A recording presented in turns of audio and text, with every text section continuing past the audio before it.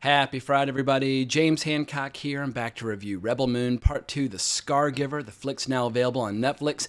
And if not hearing spoilers is important to you, well, then go watch it. But if you saw the first movie and you're debating still whether or not you want to watch the second one, well, it's real simple. If you like the first, this is 2 more hours of it. Or if you're like me and you were not a fan of the first movie, this flick just provides additional reasons as to why this whole Rebel Moon fiasco or experiment has been a creative misfire. And before I go any further, I'll add that I find Zack Snyder to be a very likable fella. I watched his recent interview with Joe Rogan, and I genuinely, sincerely want to see him do well. I want to see all of his ambitions achieved to the best of his ability.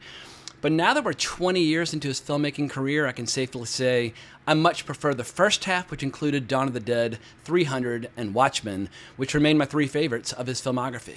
So with that preamble out of the way, let's get into it. In preparation for watching the second movie, I revisited the first, and it only intensified my feelings of animosity toward that particular film. And no, I do not subscribe to this new notion that it's mean to criticize movies just because people worked hard on them.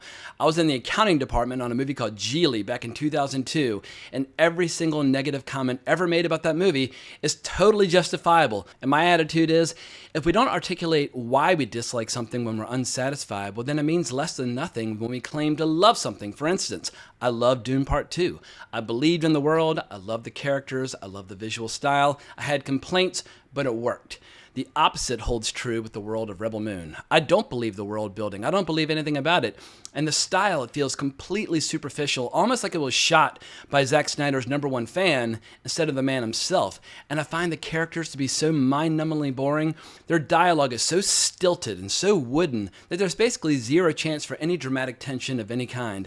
And I'm starting to worry that Zack Snyder honestly can't tell the difference between a good script and a bad one. He just doesn't seem to care. And if he doesn't like dialogue, well then throw it out. Just make a 2-hour music video with a little voiceover narration to guide us along. Because even if you hate these movies, I think we can all acknowledge that Anthony Hopkins is pretty goddamn good at voiceover narration. But there's a scene in this new movie where the long-haired nipple man known as Tarek is leading people into battle. He's trying to inspire them, and he finds a fella who's an even bigger pretty boy meathead than he is. And we never see him again in the movie, or at least I don't think we see him again. But he screams with joy, "To fight and die!" And I felt nothing but complete contempt and this desperate need to ridicule the scene. Like, it moving forward in my Dungeons and Dragons campaigns, like, anytime I want to try to get a laugh out of people, I'll say, like, "To fight and die!" But, like, during a big hour-long epic battle, involuntary laughter on the part of the audience is not something that you strive for when you're trying to create, tension and gravitas and emotion. And I've said it before and I'll say it again, but I wish Zack Snyder would experiment with one movie where he plays no role in the writing process whatsoever. Doesn't build the world, doesn't have a story by credit, nothing. Like, just find the best goddamn science fiction writer you can get your hands on and go off to the races. Because when he made Dawn of the Dead, he had James Gunn. When he made 300, he obviously had Frank Miller's graphic novel. And when he had Watchmen, he had friggin' Alan Moore. Like, that's a really good jumping off point if you're trying to make good movies. And I think when he's partnered with great material, well, then he does have the capacity to give us really memorable movie experiences. But I've been going quite a bit at this point without saying anything nice about the movies. So I've got 2 pieces of praise about the movie. I was watching an interview with Zack Snyder yesterday, and he was describing their approach to the beams that are fired from the guns, and it's less a laser and more like a molten hot or a red hot piece of slag that when it hits, it almost kind of like splatters like red hot metal in a couple different directions. And visually, it is very compelling. And also, I just like the idea that when somebody shoots at you, it's basically like a big ass bullet, and when it hits, like, you never know how it might rip you apart or your armor apart. So I thought that was cool. And there was one dramatic one dramatic beat that I really liked, where the bad guys are moving in, the good guys are retreating, and suddenly the smoke clears, and Jimmy, a.k.a. James, is standing there ready to go into battle. And if you like Anthony Hopkins and you like the character, I feel like the character of James, maybe that's the best that this movie or the best that this series has to offer. Just, there's something about Anthony Hopkins' voice where he invests that character with some heart and some gravitas. But when you see him standing there like, oh shit, it's business time. This kind, benevolent robot is about to go to work. And he does. He goes to work, and it's a cool little action scene. It's like, well, goddamn, couldn't you give us like 30 more minutes of that? I mean, used in small doses, obviously, it's going to be more like impactful. But after 2 movies, it's all we get of James in action. So I found that a little frustrating. But at least it was a cool, dramatic beat. But That's it. Those are the only two compliments that I'm going to offer this movie. But getting back to my complaints, what I think this movie is really lacking is a credible threat, because the main villain of this movie is the same villain from the first movie, and we already saw him get his ass kicked and get killed at the end of the first movie and then brought back to life. So his threat level going into this is like 50%. And I recognize he's got a big ship and a bunch of interchangeable, bad guys and cannon fodder that the good guys can, wreak havoc with. But imagine if they had reduced the clutter of the cast by removing some of the village characters and instead introduced 2 or 3 really savage villains that are working for the main villain, just so that when our heroes are going into battle, like, oh shit, here comes the elite of the elite, our heroes are going to get it now. There was never a single moment this whole movie where I felt like the heroes might not prevail. And that's even when they're getting shot and some of them are starting to die. I was like, all right, well, fine. Like, I was never emotionally invested in those characters in the first place. All they have is a look and a name and these little exposition dumps. There's this really lazy, boring moment in the movie about 1/3 of the way through where all the heroes sit around a table and explain their backstory. And I was like, oh my God, like, y'all really are just going to like kind of paint by the numbers and just say, you get 2 minutes to explain your origin, you get 2 minutes to explain your origin. And it didn't deepen or intensify my feelings towards any of them, unless you want to talk about deepening or intensifying my feelings of indifference toward them as characters. Like, what is the name of the one with the lightsabers? Is her name Nemesis? I think it's Nemesis, but I'm going to double check. Yeah, Nemesis. She's explaining her origin story, and at one point she looks down and she chops off her own hand and gets a robot hand. I was like, all right, so it was almost as if what she should have said is, I like Star Wars movies, and in Star Wars, both Luke Skywalker and Anakin lose their arms, so I felt like, well, if I'm going to swing lightsabers in a movie, well, then I need a robot hand as well, just to complete the Star Wars homage. Like, that would have been at least interesting or entertaining, but it's like, I couldn't believe that she chopped off her own hand just to add a robot hand. It's like, well, do the robot hands confer any benefits? Like, why the hell are you doing this? But I think my least favorite of the origin stories was the one for Tarek. I would have been more impressed if he just said, I grew up going to the beach a lot and I did a lot of push-ups. I've got these awesome pectoral muscles. So I basically spend my spare time shaving my nipples so that everybody can admire my well-developed pecs. Like, that would have been a more compelling origin story than what they cooked up for this movie. Just the writing in this movie, it is the Achilles heel. Is just, this movie is like, it's like building a building on a foundation of sand. And if you're trying to create a 2-part, potentially 3-part sci-fi epic, well, a great science fiction novel, or a team of really good science fiction writers that can actually build a compelling world brick by brick, where you completely believe that this world could exist. Like, Star Wars is a fantasy universe, but you believe in the verisimilitude. Or a show like The Expanse. It's got this giant 9-book series that it's based upon that makes you believe in the world. Everything about this movie just feels like a first draft, or if you scratch at it whatsoever, you're just going to find a big yawning void underneath it. Whereas a great believable world, if you scratch at it, be like, oh, wow, there's hidden depth. There's all these layers beneath. There's all this lore to be explored. A perfect example would be Dune. You scratch that world and like, oh my God, like, there's so much to learn about the Bene Gesserit. And there's so much to learn about the Mentats. There's so much to learn about the Spacing Guild. Or there's so much to learn about the Butlerian Jihad.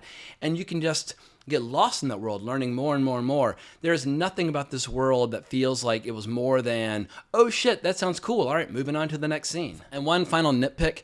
Sofia Boutella, for me, is one of the most beautiful women I've ever seen. I like warrior women. I like girls with muscles. I like girls with flexibility, strength, and speed. All that stuff. Sign me up. She was probably my favorite part of the movie, the Kingsman, the Secret Service.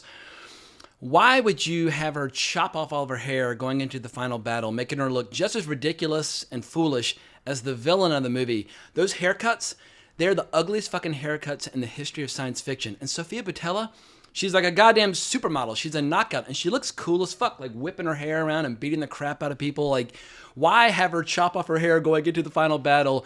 Like, I understood it in the flashbacks when she was like, oh, like, back when I was a soldier, blah, blah, blah. They made me had this stupid fucking haircut. Let your star be hot as balls going into the climactic final scenes. But I don't know. Maybe I'm just overthinking things, but I feel like if you have a very beautiful movie star, let them be beautiful. But I've got now a philosophical question for people out there. I feel like I've bashed this movie enough, but if you are a diehard fan of Zack Snyder, to what degree do you think this strategy of releasing 2 PG-13 cuts before the 6-hour R-rated cut later this summer, to what degree do you think that was an ill-conceived plan that's going to completely backfire on the project? Because my understanding is that the R-rated cut, not only is it going to have a lot more violence and gore and possibly some nudity, etc. and so forth, basically be like, a short story or a comic from Heavy Metal magazine brought to life. But it's also going to include alternate takes. Like you're going to have different angles and different takes of familiar scenes. But my attitude is put your best foot forward first. Like when it comes to director's cuts, one of the best examples I can think of is Sam Peckinpah's The Wild Bunch. When it came out in 1969, Warner Brothers pulled the movie away from him, kind of recut it against his will, condensed it, put it out, and it was still a hit.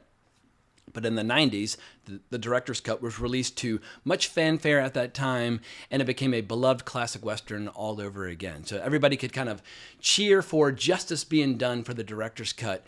But when you try to artificially and transparently create that pent-up need or that kind of artificial craving for the director's cut, it just makes me really, really frustrated because by the time that movie comes out, we will have had 6 months of people discussing and digesting 2 really shitty science fiction movies. I'm like, all right, well then nobody's going to care about your R-rated cut because everybody's already got a bad taste in their mouth about these 2 subpar versions. And I have friends who are science fiction fans and Zack Snyder fans where they said, yeah, I'm just going to wait for the R-rated cut. I'm like, y'all are basically crippling your own production, dooming it to failure. If the most diehard fans of Zack Snyder out there are choosing to wait until June to even watch the movie, I don't know by what metrics Netflix is going to measure whether or not this experiment was a success. But the metric used by Zack Snyder in his interview with Joe Rogan, I think, is flawed. He basically counted up the total views or total minutes and said, oh yeah, well, if we had released it in the theater, it would have been a bigger movie than Barbie. But you didn't release it in theater. For a movie to do well in the theater, people have to get their butt off their couch, get in the car, or walk, and go to the theater and pay money to see it. And the moment somebody has to actually make an effort, well, then you lose a lot of people who are interested. But whereas there are some people who they just turn on Netflix every Friday, what looks good, and they watch it. Like that is very low. That's a very low level of commitment. And I just feel like, yeah, you cannot compare clicks on Netflix to buying tickets at a theater. It's much more challenging to get people to the theater. And I think if Rebel Moon 1 and 2 had been released in the theater, the first one was released kind of in limited release back in December. I think he's living in his own dreamland, the idea that this movie would have been more popular than fucking Barbie. And I didn't even like Barbie, but I could acknowledge that it was a very, very popular movie. That movie was a fucking phenomenon. In any case, I'm just very frustrated across the board because I almost feel like Zack Snyder now is suffering from self-inflicted wounds or self-inflicted injuries that are totally avoidable. I mean, Netflix gave him all this money and all this freedom, and this is what you decided to do? Like, maybe a few commercial constraints might have been advantageous to the movie, but it's complete and total lack of regard for or contempt for the written word and how it makes the best science fiction even better. Like, that I find most alarming. I feel like no matter what he does next, he should slow down, have a cup of coffee, and read some goddamn books and find something that you're as excited to do as 300, back when it was a big giant coffee table book that got you all excited back in the early 2000s. I feel like that level of passion, that level of enthusiasm, it fuels an artist's desire to reach for greater heights. It's like, oh my God, like I need to live up to the epic grandeur of this graphic novel, and I need to do the best job humanly possible. This whole movie just feels phoned in, it feels half-assed, and I'm getting to the point now where if they make a third movie, I don't know if I will watch it, but I'm a glutton for punishment. Who am I kidding? Of course I'm going to come back and watch the third movie, but I feel like he is rapidly eroding and destroying his own reputation, and I feel like the passion and intensity of his fans going into the release of the Snyder Cut, that was like a wonderful, beautiful thing to behold, and I hope all of them were thrilled and excited by the final product. But is that community, or is that fan base, is that fellowship, is that just that clan of people, is it bigger or smaller than it was a couple years ago? My bet is that it's shrinking by leaps and bounds. So it's time for me to wrap this up and get back to something where I can be positive. I've started playing the early access version of No Rest for the Wicked yesterday, and I'm fucking loving it. If you are a fantasy junkie, if you like action RPGs, definitely check it out. I'm going to hopefully finish the early access material in the next day or so and have a review over the weekend, so I need to just like a palate cleanser, get the taste of Rebel Moon out of my mouth, and I feel like No Rest for the Wicked is going to be the perfect solution or the perfect medicine for my sci-fi fantasy blues. But if you enjoyed this video, if that's even possible, because I feel like all I did was piss and moan for 10 minutes, but if you enjoyed this, please consider liking the video, subscribing to the channel, hitting that notification bell. But I hope everybody has an amazing weekend at the movies, either at home or at the theater, but more importantly, as always, onwards and upwards.